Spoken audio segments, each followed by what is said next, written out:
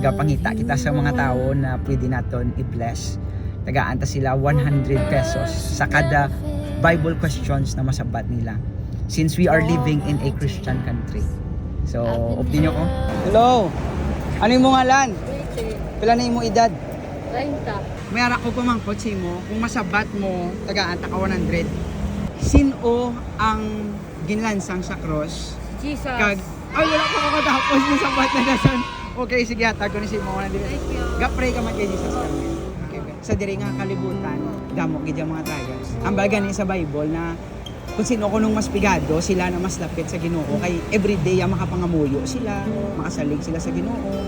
Pero ato yakis ang mga mangarano, damo kwarta, ma-afford nila ila ko galing sa hindi nila kinahanglan Ginoo.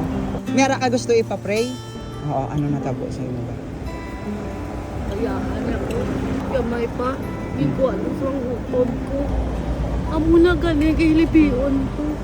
Huwag ko na kuna nila kilala mamaya. Ngayon pa galing taga-diri ako hinaamo, mapako nila. Ay naniga to yan, doon tayo na po hindi nakalakat.